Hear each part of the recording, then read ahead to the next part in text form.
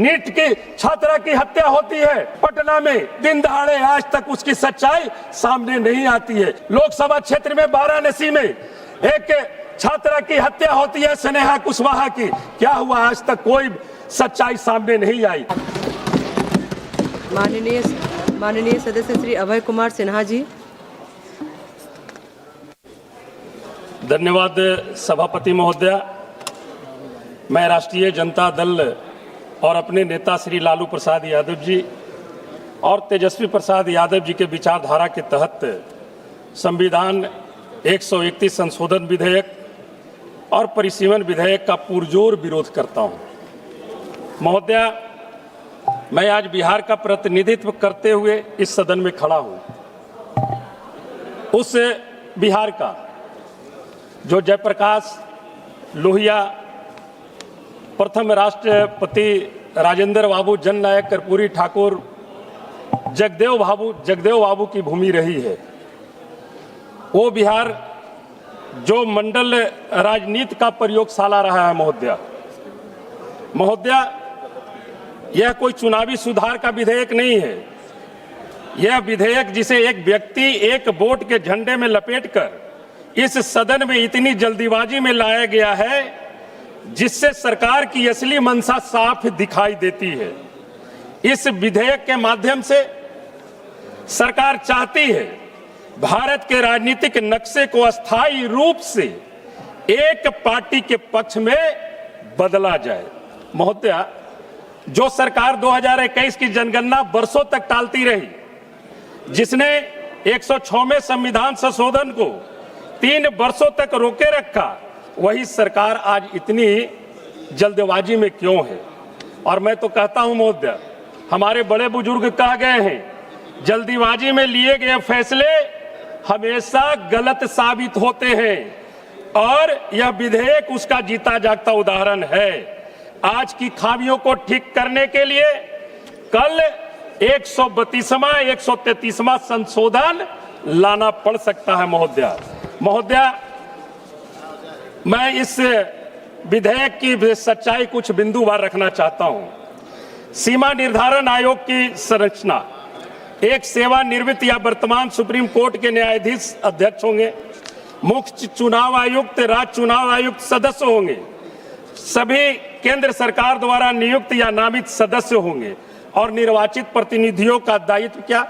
उनका दायित्व हर राज्य से 10 सदस्य, जिसमें 5 MP 5 MLA होंगे, लेकिन उनके पास कोई वोटिंग का अधिकार नहीं होगा। वो केवल सलाह देंगे, निर्णय नहीं वो ले सकते हैं। महोदया, जनता द्वारा चुनी गई आवाजों को किनारे कर दिया गया है। केंद्र द्वारा नियुक्त कुछ अधिकारी 140 करोड़ लोगों का भविष्य तय करेंगे। महोदया, आधार क्या होगा? न नई जनगणना, न जाति जनगणना। 2011 की 15 साल पुरानी जनगणना को आधार बनाया है। देश और बिहार जैसे राज्य जहां पिछड़ा, अति पिछड़ा, अल्पसंख्यक, दलित राज्य की रीढ़ है, उनसे कहा जा रहा है कि वे बिना वास्तविक आंकड़े के परिसीमन विधेयक स्वीकार करें। यह संभव हो सकता है महोदया? आंकड़े तो पहले आप दे दीजिए। माननीय गृह मंत्री जी ने कहा कि हम जनगणना स्टार्ट कर दिए, उसी में जातीय गणना हो रही है। तो महोदया, जनगणना स्टार्ट हो गई, जातीय गणना हो जाए, सही आंकड़े आ जाए, उसके बाद आप परिसीमन लाए तो क्या दिक्कत है? क्यों जल्दीबाजी है? आपने महिला आरक्षण की बात कही। महिला आरक्षण का सच मैं जरूर बताना चाहता हूं महोदया, राष्ट्रीय जनता दल महिला आरक्षण का पुरजोर समर्थन करता है। हमारी पार्टी और RJD की विचारधारा बहुत स्पष्ट है। सामाजिक न्याय और बराबरी।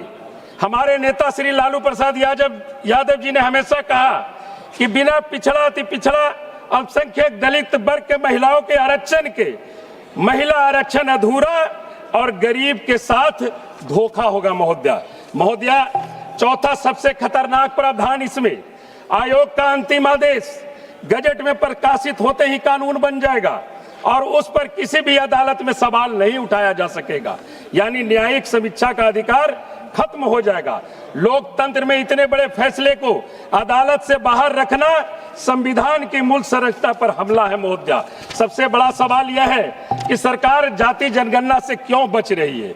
अगर सच्चे आंकड़े सामने आएंगे तो देश में वास्तविक हिस्सेदारी की मांग उठेगी और यही बात सरकार नहीं चाहती है। सच्चा सशक्तिकरण सिर्फ सीटें बढ़ाने से नहीं आती। सशक्तिकरण तब होता है जब हर वर्ग की महिला को बराबर का अवसर मिले।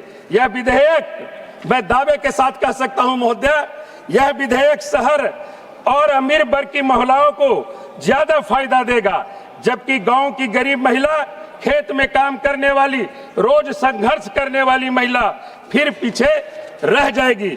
मैं एक सीधा सवाल पूछना चाहता हूं, क्या शहर की संपन्न महिला गांव की गरीब महिला की असली आवाज बन सकती है?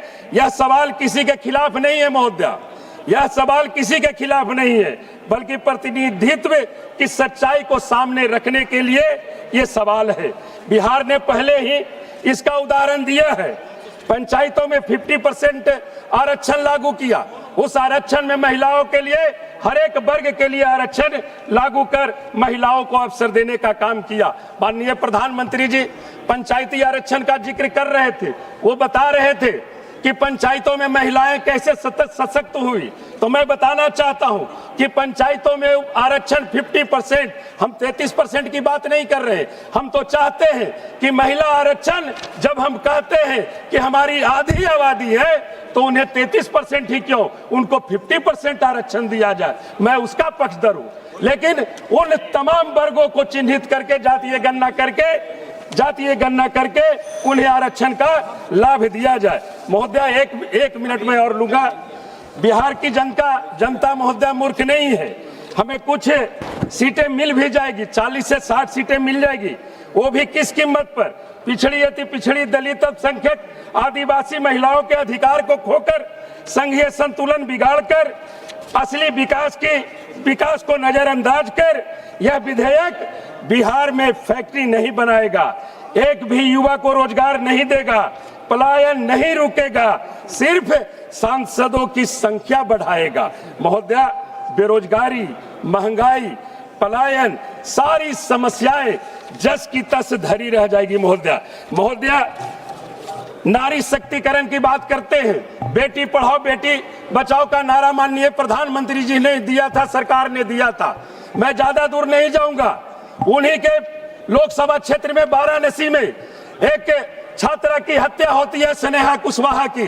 क्या हुआ? आज तक कोई सच्चाई सामने नहीं आई। नीट की छात्रा की हत्या होती है पटना में दिन दहाड़े, आज तक उसकी सच्चाई सामने नहीं आती है। इसलिए हमारी आग्रह होगी कि इस परिसीमन विधेयक को जब तक जातीय गणना के आंकड़े सही रूप से सामने नहीं आ जाते हैं, तब तक इस परिसीमन को रोका जाए और 33% महिलाओं को आरक्षण नहीं बल्कि 50% महिलाओं को आरक्षण देते हुए उसमें पिछड़ा, अति पिछड़ा, दलित, महादलित, अल्पसंख्यकों के लिए, महिलाओं के लिए आरक्षित सीट किया जाए। बहुत बहुत धन्यवाद।